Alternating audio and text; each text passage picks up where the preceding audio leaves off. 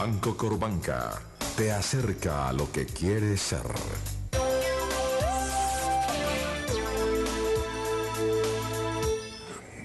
Muy buenas noches. Hoy fue un buen día para la izquierda colombiana. Bien librados en materia de corrupción, bien librado el alcalde Petro en materia de corrupción, bien librado el Polo en materia de corrupción y sobre todo el Consejo de Estado le devolvió hoy la vida, es decir, jurídicamente la personería jurídica a la desaparecida Unión Patriótica. Por eso nuestra invitada es la doctora Clara López, que tiene varias condiciones para estar presente esta noche conmigo. Una, es presidenta del Polo. Dos, es candidata presidencial ya escogida por el Polo para el próximo debate. Tres, es la esposa de Carlos Romero, fundador de la Unión Patriótica.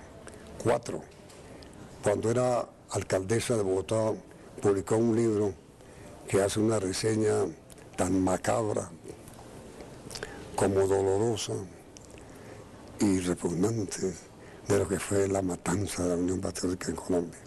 A ver, presidenta,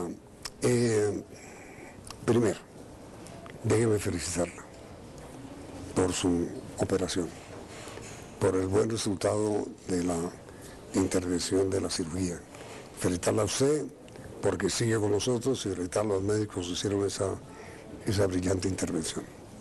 Manos verdaderamente expertas y muy bien guiadas, porque quedé perfecta, porque hubo un procedimiento quirúrgico perfecto. Primero, pues me alegra muchísimo y me alegra mucho, de verdad, por el éxito de la cirugía y porque usted permanezca con nosotros. A ver, ¿cómo es el asunto de que el Polo logró salvarse del escrutinio sobre la corrupción en Colombia? Yo pienso porque tuvimos una oportunidad preciosa con esos 6 meses que me otorgó el presidente Santos al escogerme de la terna que presentó el Polo a la Alcaldía Mayor de Bogotá, porque yo me propuse, acompañada de mi partido y siguiendo además los lineamientos de nuestros estatutos y de nuestro ideario de unidad, a dos cosas básicas: a recuperar la confianza de la ciudadanía y a renovar el compromiso ético que tiene que tener todo funcionario público para con la ciudad, para con los recursos públicos. Y pienso que ese nuevo trato que hice con la ciudadanía trascendió a Bogotá, generó un impacto grande, porque no hay nada más importante, Yamit, que decir la verdad, decirla por dolorosa que ella sea, y convocar a la gente a trabajar conjuntamente para limpiar y para generar las condiciones de erradicar ese cáncer, mire, que está corroyendo a toda la sociedad colombiana.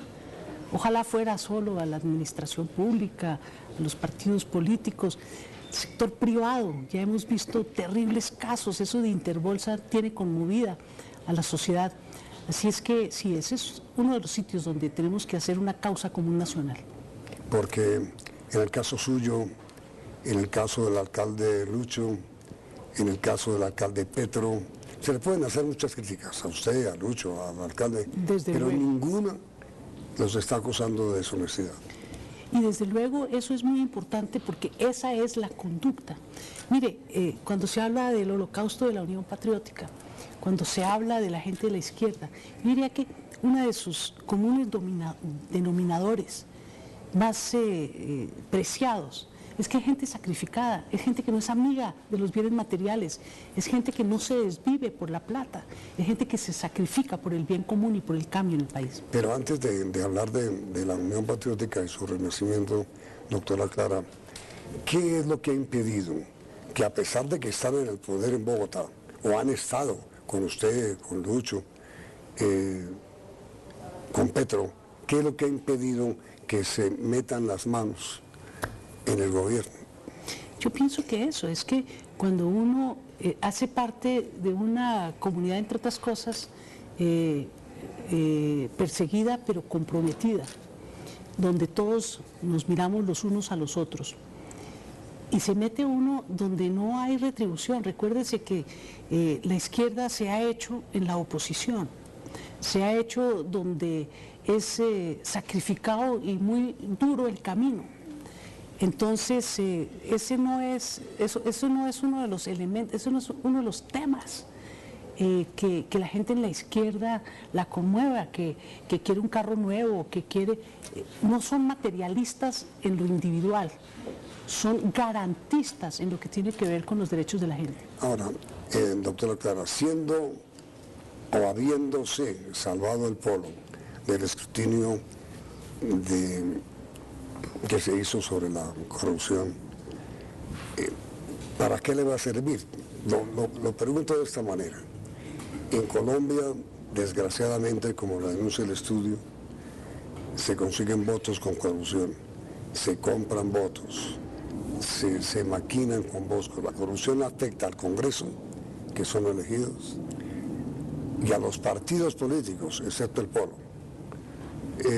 ¿Hasta dónde el polo podrá sobrevivir, que está medio en crisis, si no tiene una financiación que produzca, digamos, la compra y la venta de favores y de puestos y de burocracia? Mire, nosotros le hemos venido insistiendo al gobierno Santos desde su inicio, se comprometió a sacar adelante un estatuto de la oposición. Sí. Eso fracasó por algo que usted menciona. Nosotros, ¿qué le pedíamos al gobierno? Le pedíamos que se garantizara, y con dientes en ese estatuto, un acceso a los medios de comunicación. ¿En qué sentido? El gobierno nacional tiene 2 canales nacionales, donde perfectamente puede existir un espacio institucional para los partidos alternativos. Yo no digo solo para el polo, para las expresiones alternativas y de oposición en este país, para que puedan de primera mano expresar sus puntos de vista y que la ciudadanía tenga donde sintonizar para saber qué piensa la oposición.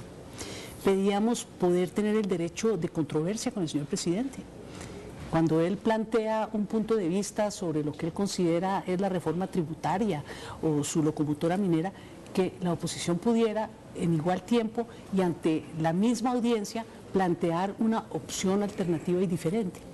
También planteábamos la necesidad de que la oposición tuviera asiento por derecho propio en nada más y nada menos que el Consejo Nacional Electoral. Yo creo que es que aquí la gente no ha caído en cuenta lo restringida que es nuestra democracia. Imagínense que en un Consejo Nacional Electoral de 9 magistrados no hay uno solo alternativo o de oposición. Entonces, ¿eso qué está diciendo? Que el aparato electoral pertenece a los que generan las mayorías en este país. Sí. Y como dijo el mismo Carlos Ariel Sánchez, aquí yo tengo que citar es al señor registrador nacional del Estado Civil, en los días en que tomó posesión del cargo, dijo, y le preguntaron, oye, y señor registrador, ¿aquí por qué dicen que se roban las elecciones? Y él contestó, pues porque se las roban, así de simple. Eso lo sabe todo el mundo. Nosotros queremos hacer una campaña para que se lleve a la práctica el voto electrónico. Está ordenado desde el 2004. Pero no hay voluntad presupuestal. Sí. Es decir, no hay presupuesto, no hay voluntad política. Lo que usted dice y lo que usted acaba de decir con respecto a que la izquierda no tiene vocación de corrupción, ¿diría que la derecha sí? No, yo no diría que sí, porque uno no puede atacar al que uno controvierte con estigmatizaciones y con señalamientos. Pero fíjese usted, es que aquí hemos caído en algo gravísimo, que es en una versión de capitalismo verdaderamente materialista, egoísta y de lucro individual al extremo, tanto que está casi que sobreponiéndose a todos los valores de la sociedad. ¿Y quiénes defienden ese modelo? Ese modelo de capitalismo, del crecimiento infinito, del lucro infinito, no lo defiende la izquierda, lo defiende precisamente la derecha, el centro, porque es que hay distintas formas de capitalismo, pero la que hemos importado a Colombia, yo diría que es la más extrema, es la que hace a la gente pensar, oiga, algo anda muy mal, cuando por encima de la vida humana, por encima de todo está el lucro. Y fíjese, yo cuando era alcaldesa, no voy a olvidar nunca, estuve en Ciudad Bolívar conversando con jóvenes sobre nuestros temas de desarme y demás. Y cuando uno les preguntaba, porque eso era parte del taller, qué querían ser cuando grandes, a mí me aterró, una muchacha quería ser prepago. Y uno dice, ¿pero por qué? Es que esa es la única manera de yo poder estudiar, de yo poder salir adelante. Entonces, las desigualdades profundas que este modelo genera y los valores que lo alimentan por encima de los de la solidaridad social, me parece que tienen gran responsabilidad. Y por eso, más tentación, donde la única raya para evitar que haya más lucro es una norma que se puede pasar por encima y un sistema de justicia que alimenta la impunidad. ¿Usted cree en consecuencia que una de las cosas que a veces bombardea el diálogo de La Habana es ese, que digamos que la gente con gran capital siente un poco amenazada o no? Claro, mire, yo lo he escuchado. La gente, la propiedad privada es algo muy complejo, porque como decía Santo Tomás, Dios hizo la tierra para todos los seres humanos. Y yo diría que, siguiendo esa línea de Santo Tomás, la propiedad es una especie de fiducia, se le entregan en fiducia a la gente para que cumpla, como dice nuestra Constitución, una función social. Y la función social es precisamente ponerla a trabajar productivamente en función del bienestar colectivo. Pero aquí hay propiedades que no se ponen a funcionar, ni siquiera se cultivan. Entonces, claro que hay una sensación de que hay una afrenta a ese derecho decimonónico de propiedad, pero la invitación es: pongámonos todos a construir país para que quepamos todos y que no todas las reglas se les tuerza el pescuezo, como se ha hecho con el tema de la compra de las tierras de reforma agraria en el Bichada, para que todo sea solamente para no para los ricos o para la clase media, no, para los muy, muy, muy aventajados en la sociedad, con desmedro de la inclusión necesaria de los débiles, de los pequeños. Ahora, doctora Clarita, vamos a presentar, perdóneme la interrupción, un resumen de las noticias que CNI divulgó hoy a través de los teléfonos celulares. Y luego regreso con usted para hablar de lo que ocurrió hoy con la resurrección de la Unión Patriótica. Ya regreso.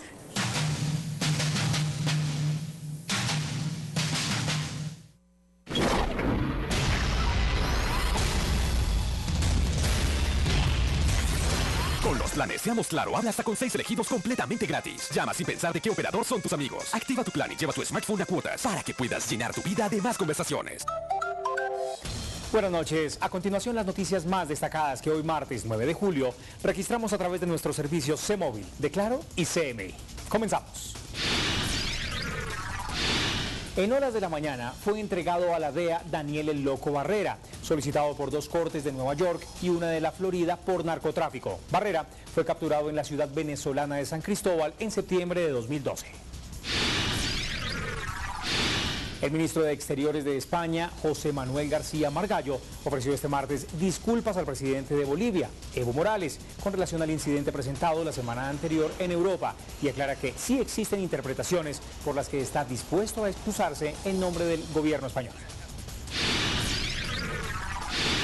Según un trino de Alexei Pushkov, jefe del Comité de Exteriores de la Cámara de Diputados de Rusia, Edward Snowden aceptó el ofrecimiento de asilo político de Venezuela. Ese tuit desapareció poco después de su cuenta. Minutos más tarde explicó la fuente de esa información.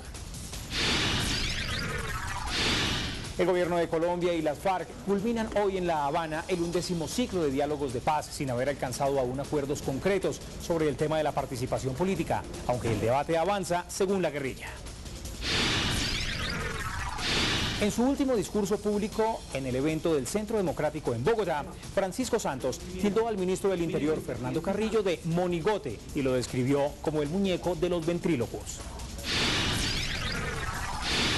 Según el Banco Central de Venezuela, la inflación del vecino país se situó en 4,7% en junio, tras fuertes alzas en los precios de los alimentos y del transporte, aunque la variación fue menor a la tasa de 6,1% experimentada en mayo, dice el informe.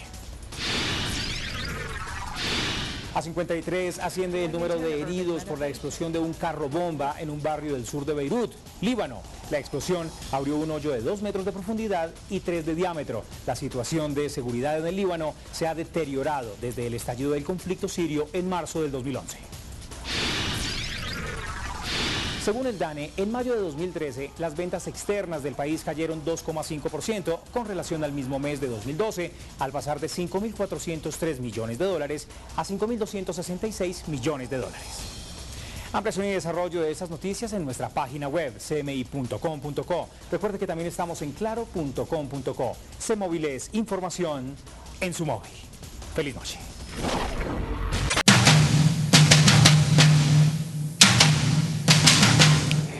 El Consejo de Estado le devolvió hoy la personería jurídica a la Unión Patriótica, que había sido anulada por una decisión del Consejo Electoral que el mismo Consejo de Estado calificó hoy como extralimitada de funciones. Lo cual supone, doctora Clara, que la orden que le dio a usted su Congreso de buscar una convergencia entre todos los movimientos y partidos que tengan el mismo objetivo social de ustedes, ¿se va a lograr ahora con la unión de Unión Patriótica y Polo? Bueno, yo pienso que esta es una oportunidad más, porque ahora hay un nuevo actor en la escena de la izquierda democrática. Y el mandato de nuestro Congreso, y creo que también es la intencionalidad de otros sectores políticos, como el de los progresistas, el de la Marcha, el Partido Comunista, de buscar generar una fortaleza suficiente para que podamos disputarle con éxito la presidencia de la República a la coalición de gobierno. Pero tenemos que unirnos todos. El asunto ahí, doctora Clara, perdón la interrupción, es que eso podría ser si se unen, pero es que no hay sector más desunido en Colombia que ustedes. Sin lugar a dudas. Y hay alguien que ha dicho algo que es muy cierto, que nosotros nos dividimos por donde no es, porque tenemos mucho en común en materia ideológica. Lo que pasa es que todo el mundo quiere que se haga la unión alrededor de sí. Y yo creo que eso es lo menos izquierdista del mundo. Sí. Entonces yo creo que eso es lo que tenemos que superar. Tenemos que superar la desconfianza mutua y tenemos que dialogar muchísimo. Entonces, bienvenido este nuevo actor, que es la Unión Patriótica, que en buena hora ha reparado el Consejo de Estado. Pero como le decía al comienzo, no es suficiente la personería jurídica, se necesitan garantías para el ejercicio de la oposición en Colombia. Sí, digamos que es una especie como de reparación que hace el Consejo de Estado a la gente de la Unión Patriótica. Pero mire, sobre eso, este libro que tiene usted en sus manos... Se lo quiero entregar. Gracias. ¿Cuántos asesinatos? Es un homenaje a la memoria. Ahí está una lista parcial, que era un anexo, y yo solicité que se convirtiera en el capítulo primero. Esta es una investigación de Roberto Romero.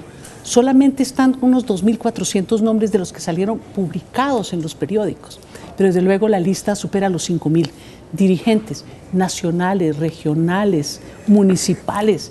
Es algo verdaderamente un holocausto, un genocidio político que buscamos que con iniciativas como ese libro. Y grandes hombres desaparecidos.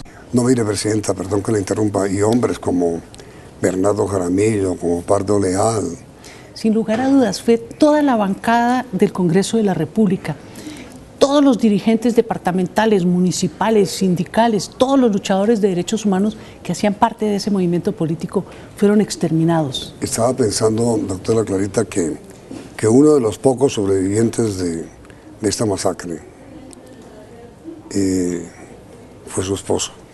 Efectivamente, Carlos fue presidente de la Unión Patriótica, ya en sus postrimerías. Sí. Y la verdad es que, como dice el Consejo de Estado, han debido tener un criterio distinto en el Consejo Nacional Electoral al momento de pensar personería jurídica. No es lo mismo un partido exterminado a sangre y fuego que uno que va a las elecciones en condiciones normales. El hecho de que ustedes sean tan próximos en la vida privada no facilita una acción de unión en la vida pública.